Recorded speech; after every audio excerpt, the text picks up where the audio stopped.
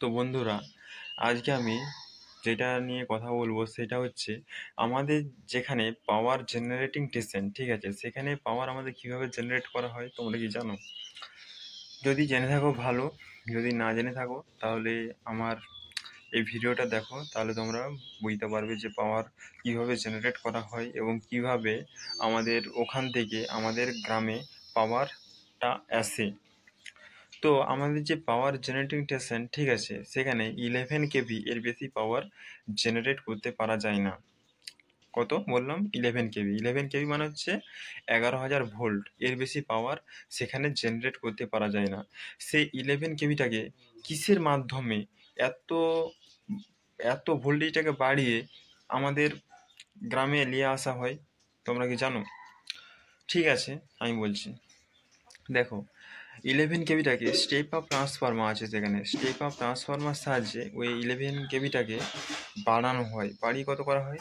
বাড়িয়ে 11 কেভিটাকে বাড়িয়ে 33 kV, 63 kV, 150 kV, 200 kV, 300 kV পর্যন্ত বাড়ানো হয়।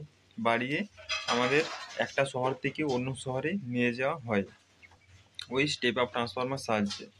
ঠিক আছে, নিয়ে যাওয়া হয়। ওখানে ওই যে নিয়ে যাওয়া হচ্ছে একটা শহর থেকে অন্য শহরে, তো ওখানে কি ভোল্টেজ ড্রপ হয় না? ভোল্টেজ ড্রপ ওখানে হয়। কেন হয়? কারণ একটা শহর থেকে অন্য শহর যেতে আমাদের তার লাগে, আর তারের একটা নিজস্ব রেজিস্ট্যান্স আছে। ঠিক আছে, ধরো আমি যদি একটা স্থান থেকে অন্য স্থানে যাই, তাহলে কি আমার এনার্জি নষ্ট হবে, কিছুটা পরিমাণ এনার্জি নষ্ট হবে। ঠিক আছে, ধরো আমি এখান থেকে 5 কিলোমিটার যাচ্ছি হেঁটে, তাহলে এনার্জি নষ্ট হবে কি না? হবে। তেমনিভাবে যদি কারেন্ট বা ভোল্টেজ যায় ওই তারের মধ্য দিয়ে, তাহলে কি এনার্জি নষ্ট হবে, ওর একটা নিজস্ব এনার্জি আছে, সেই এনার্জিটা নষ্ট হবে। ঠিক আছে, তো ওখানে ভোল্টেজ ড্রপ হয় আর কারেন্টও ওখানে এনার্জিটা নষ্ট হয়। ঠিক আছে, ভোল্টেজ ড্রপ হলেই কারেন্টের এনার্জি নষ্ট হবে। ঠিক আছে, তাই স্টেপ আপ ট্রান্সফরমার সাহায্যে ভোল্টেজটা অনেক বেশি বাড়ানো হয়।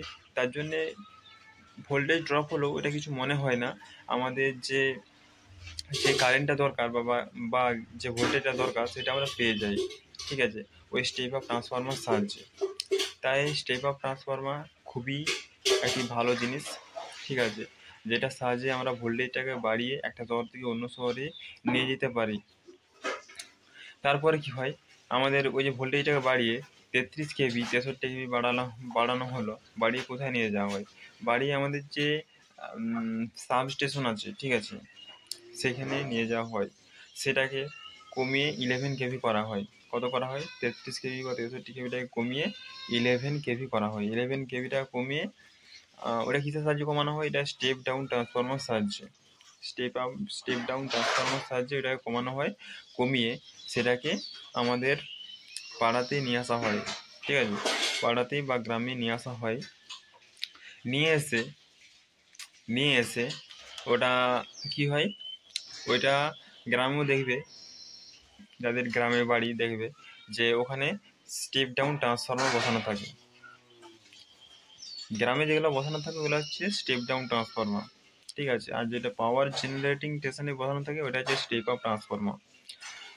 তো গ্রামের ওই পাওয়ার যেটাকে কমানো হয়, ঠিক আছে, হাই ভোল্টেজ থেকে লো ভোল্টেজ করা হয় ওই স্টেপ ডাউন ট্রান্সফরমার সাহায্যে। তাহলে ওটার সাহায্যে আমরা কী কী করতে পারি? ওই যে আমরা হাই ভোল্টেজ থেকে লো ভোল্টেজ করলাম, ঠিক আছে, তো ওটার সাহায্যে আমরা কী করতে পারি? ওখানে আমরা কত ভোল্টেজ পাই? ওখানে আমরা ভোল্টেজ পাই তোমার 11 কেভিটাকে কমিয়ে কত পাই আমরা? 240 ভোল্ট, 440 ভোল্ট, এই ভোল্টেজগুলো আমরা পাই। সিঙ্গেল ফেজ হলে 240 ভোল্ট, আর 3 ফেজ হলে 440 ভোল্ট পাই। তো সিঙ্গেল ফেজ আমাদের সাধারণত 1 HP 2 HP মোটর চালানোর জন্য ব্যবহার করা হয়, এবং বাড়ির সমস্ত কাজ আমরা সিঙ্গেল ফেজ দিয়েই চালাই। ঠিক আছে, ওখানে 3 ফেজের কোনো দরকার নেই। 3 ফেজ কখন লাগে? যখন আমাদের ভোল্টেজটা বেশি দরকার, তখন আমাদের 3 ফেজ কারেন্টের দরকার বা ভোল্টেজের দরকার। আমাদের লাইনে কিন্তু কারেন্টও যায় আর ভোল্টেজেও যায়, আর তারের মধ্য দিয়ে, ঠিক আছে, কারেন্টও যায়, ভোল্টেজেও যায়। আমাদের সিঙ্গেল ফেজ লাইন আসে না, ওটার মধ্যে কিন্তু পজিটিভও থাকে নেগেটিভও থাকে একটা তারের মধ্যেই। কিন্তু ব্যাটারিতে যেমন পজিটিভ নেগেটিভ আলাদা আলাদা টার্মিনাল থাকে, কিন্তু এসি কারেন্টের ক্ষেত্রে যে কারেন্টটা আমাদের যাচ্ছে, যে আমাদের সিঙ্গেল ফেজ লাইনটা যাচ্ছে, ওই তারের মধ্য দিয়ে, ওই ওয়্যারের মধ্য দিয়ে কিন্তু আমাদের পজিটিভ আর নেগেটিভ থাকে। হ্যাঁ, তোমরা বলবে যে নিউট্রাল যে থাকে, তাহলে নিউট্রালটা থাকে সার্কিটটা পূরণ করার জন্য, ঠিক আছে। নিউট্রালের আর কিছু কাজ নাই।